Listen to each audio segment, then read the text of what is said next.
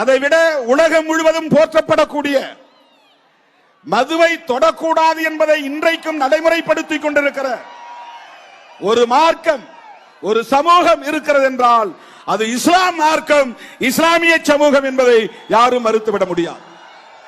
இன்றைக்கு நீங்கள் சவுதி அரேபியாவிலே மதுக்கடைகளை பார்க்க முடியாது.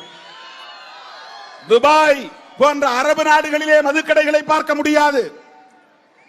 நபிகள் நாயகம் தோன்றி மறைந்து 1400 ஆண்டுகளுக்கு மேலாகிறது. ஆனால் உலகம் முழுவதும் ஒரு சமூகம் மதுவை தொடாமல் அதை பின்பற்றி வருகிறது என்று சொன்னால் அது நபிகள் நாயகத்தின் போதனை. மது பாவங்களின் தாய் என்று சொன்னவர் நபிகள் நாயகம்.